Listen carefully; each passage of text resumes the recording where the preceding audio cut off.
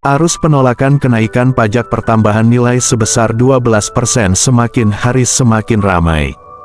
Sampai dengan pukul 19 waktu Indonesia Barat di Ibu Kota Jakarta, massa yang diprakarsai oleh Badan Eksekutif Mahasiswa Seluruh Indonesia masih menyampaikan orasinya di sekitar patung kuda.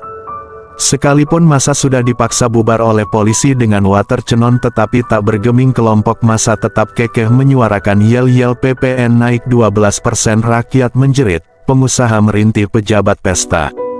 Sangatlah wajar jika mahasiswa mewakili suara rakyat menyuarakan hal ini.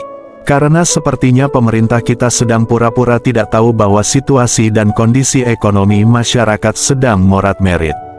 Sebentar lagi akan masuk liburan sekolah, para orang tua siswa sudah harus berpikir lagi bagaimana membayar daftar ulang anaknya, bagaimana harus menggantikan buku pelajaran anaknya. Bagi orang tua murid yang kerjanya berdagang, daya beli masyarakat pasti turun, barang dagangan tidak laku sementara setoran hutang ke bank harus dibayar.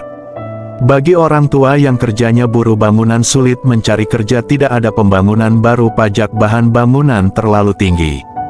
Semuanya merupakan dampak dari kenaikan PPN 12%. Jika kita bandingkan nilai PPN beberapa negara ASEAN, pemerintah Vietnam mematok PPN 10%, pemerintah Malaysia mematok PPN 10%, pemerintah Singapura mematok PPN 9% dan pemerintah Thailand mematok PPN 7%. Jika kita bandingkan keluasan wilayah, jumlah penduduk serta sumber-sumber kekayaan negara yang dimiliki negara-negara ASEAN, sudah tentu harus diakui Indonesia memiliki segalanya dibandingkan negara-negara ASEAN yang lain.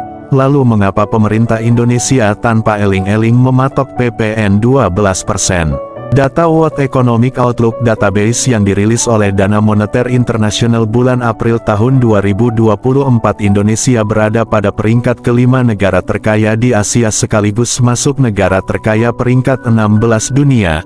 Sumber penghasilan Indonesia masing tergantung pada hasil tambang batu bara, minyak sawit, minyak bumi, petrokimia hingga gas cair. Hal ini tentu memberikan satu kebanggaan bagi kita.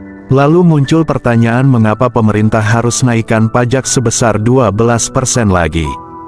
Sepertinya pemerintah Indonesia tidak punya hati dan tidak pernah memiliki sedikit saja rasa bagaimana penderitaan rakyat ketika pajak terus dikejar untuk membiayai kehidupan mereka. Para pejabat dan keluarganya hidup dengan kemewahan. Pemerintah tidak melakukan hitung-hitungan secara tepat dampak dari kenaikan pajak ini. Berapa banyak usaha kecil akan gulung tikar, berapa banyak buruh bangunan akan nganggur, dan berapa banyak jumlah penduduk miskin akan bertambah. Pemerintah tidak punya rasa malu, bahkan pemerintah tidak tahu malu ketika rakyat sudah memilih mereka sebagai presiden dan sebagai DPR dan DPD, malah mereka membangun persekutuan jahat untuk kembali memeras rakyat dengan bermacam-macam pungutan pajak untuk membiayai kemewahan hidup mereka, para pejabat dan keluarganya. Rakyat sudah tidak yakin dengan personil korup di kantor perpajakan yang akan mengelola pajak. Pemerintah belum bisa buktikan kepada rakyat bahwa mereka sudah menyiapkan pegawai-pegawai perpajakan berintegritas tinggi, jujur dalam menjalankan tugas serta bebas korupsi yang akan menerima dan mengelola pajak ini. Kebocoran dalam penerimaan pajak ini terlalu besar, uang negara terlalu banyak dihabiskan sendiri untuk kepentingan pemerintah, bukan untuk rakyat. Ucapan-ucapan pajak dari rakyat dan akan dikembalikan kepada rakyat itu omong kosong belaka.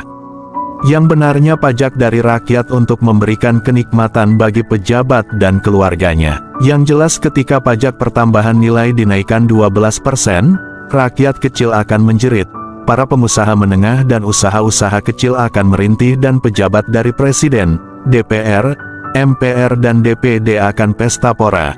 Kalianlah pengkhianat rakyat.